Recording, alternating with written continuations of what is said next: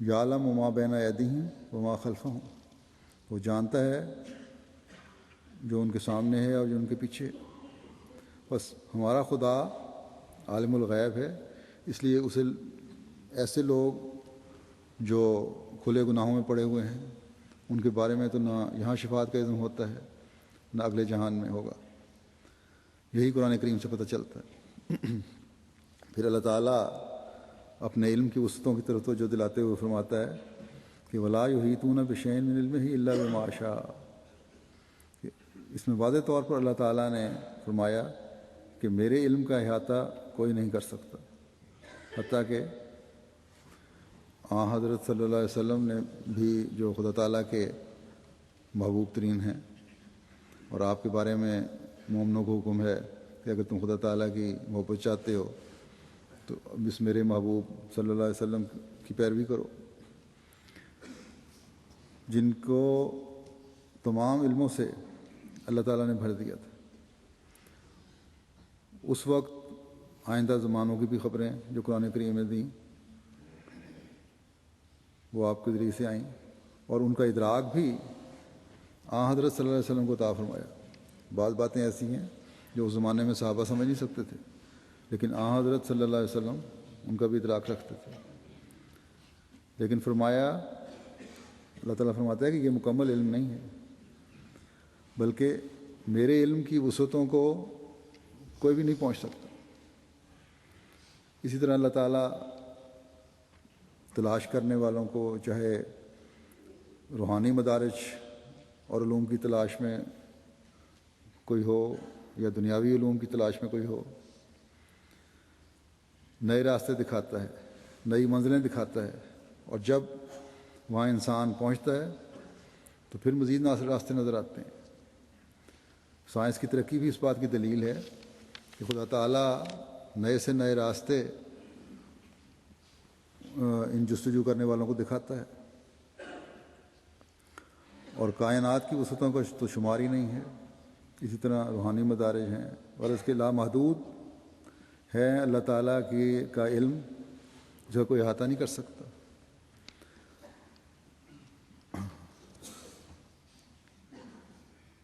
اور نہ صرف خدا تعالیٰ کی ہستی کا احاطہ نہیں ہو سکتا، بلکہ اس کائنات کی پیدائش کا بھی احاطہ نہیں کیا جا سکتا۔ اور خدا ہی ہے جب چاہتا ہے کچھ راز جو ہیں انسانوں پر ظاہر فرما دیتا ہے یا کچھ علم دے دیتا ہے، اور یہ بات پھر انسان کو اللہ تعالیٰ کی طرف پھیرنے والا بنانے والی ہونی چاہیے، جو تمام صفات کا جامع اور لامحدود ہے۔ پھر فرمایا وسع کرسیہ السماوات والارض، کیونکہ اس کی بادشاہت زمین پر پھیلی ہوئی ہے اور آسمان پر پھیلی ہوئی ہے، وہ تمام کائنات کی اور جتنی بھی کائناتیں ہیں ان میں موجود ہر چیز کو زندگی دینے والا اور قائم رکھنے والا ہے۔ تمہارا علم محدود ہے، وہی تمہیں علم دیتا ہے۔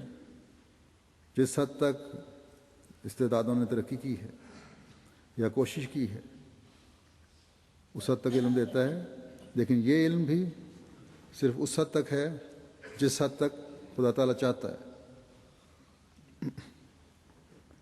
اس لیے وہی اس بات کا حقدار ہے کہ اس کے آگے جھکو اور تمام باطل معبودوں کو چھوڑ دو۔ اسی کی حکومت زمین و آسمان تک پھیلی ہوئی ہے۔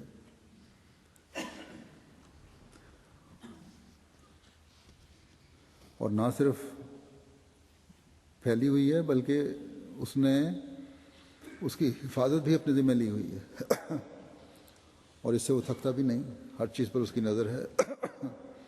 اور یہ ایسا وسیع اور جامع نظام ہے کہ اس کی احاطہ انسان کے لیے ممکن نہیں ہے۔ اس لیے اللہ تعالیٰ نے فرمایا کہ تم نظر دوڑاؤ کہ شاید کوئی نقص تلاش کر سکو اللہ تعالیٰ کی پیدائش میں، لیکن ناکام ہو گئے، تو نظر واپس آ جائے گی، پھر نظر دوڑاؤ، پھر وہ تھکی ہوئی واپس آ جائے گی۔ لیکن خدا تعالیٰ وہ ذات ہے جو اس نظام کو چلا رہا ہے اور عدل سے چلا رہا ہے، اور بغیر کسی اونگ اور نیند کے اور بغیر کسی تھکاوٹ کے اسے چلا رہا ہے۔ بس کیا یہ باتیں تمہیں اس طرف توجہ نہیں دلاتی کہ اس وسعتوں والے خدا کے سامنے اپنی گردنیں جھکا دو اور سرکشی میں نہ بڑھو؟ اور آخر میں فرمایا کہ وہ العلی العظیم، کہ وہ بلند شان والا اور عظمت والا ہے۔ اس سارے نظام کو چلانے کے لیے اسے کسی مددگار کی ضرورت نہیں ہے۔ بس یہ خدا ہے جو اسلام کا خدا ہے، تمام صفات کا مالک اور جامع ہے، اور یقیناً وہ اس بات کا حقدار ہے کہ اس کی عبادت کی جائے۔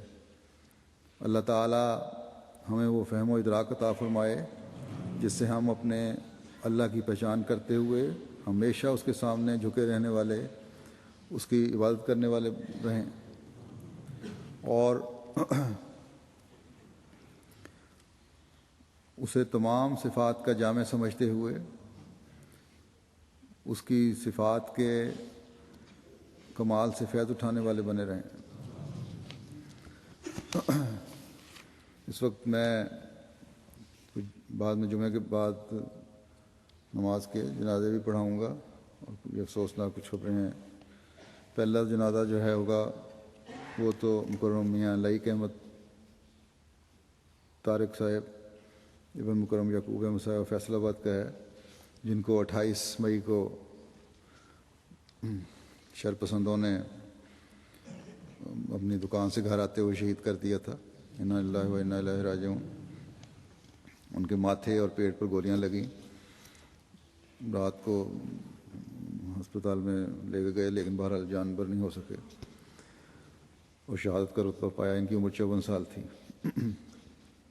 یہ اپنے گھر کے سامنے ہی آ رہے تھے، بیٹا ان کا پہلے گھر میں آ گیا موٹر سائیکل پر، اس نے دیکھا 2-3 آدمی کار پہ کھڑے ہیں گھر کے سامنے، تو اس کو دیکھ کے بیٹے نے فون کرنے کی کوشش کی، لیکن یہ پیچھے کار میں آ رہے تھے، جلدی پہنچ گئے، اور ایک جگہ سپیڈ بریکر کے پاس جب کار ہلکی کی تو وہیں ان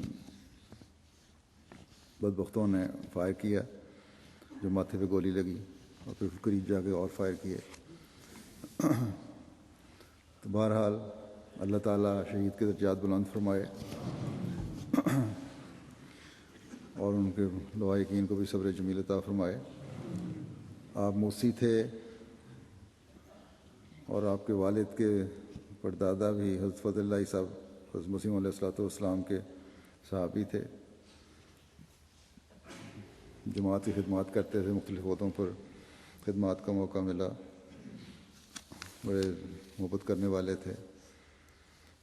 آپ کی پسماندگان میں آپ کی والدہ ہیں، بوڑھی ہیں 78 سال کی، اور اہلیہ کے علاوہ 3 بیٹے اور 2 بیٹیاں ہیں، 3 بیٹیاں اور 2 بیٹے۔ آپ کے ایک بھائی یہاں رہتے ہیں، انہوں نے مجھے بتایا کہ ان کی وفات کا سن کے جب انہوں نے والدہ کو فون کیا تو یہ تو اپنے جذبات پر کنٹرول نہیں رکھ رہے تھے، لیکن والدہ نے ان کو تسلی دلائی کہ تم جذباتی ہونے کی کیا ضرورت ہے، مجھے تو بڑا فخر ہے کہ میں ایک شہید کی ماں بن گئی ہوں۔ تو یہ مائیں ہیں جو حضرت مسیح علیہ السلام کی بیعت میں آ کر جن کے نمونے ہمیں نظر آتے ہیں، جو قرون اولیٰ میں نظر آتے تھے۔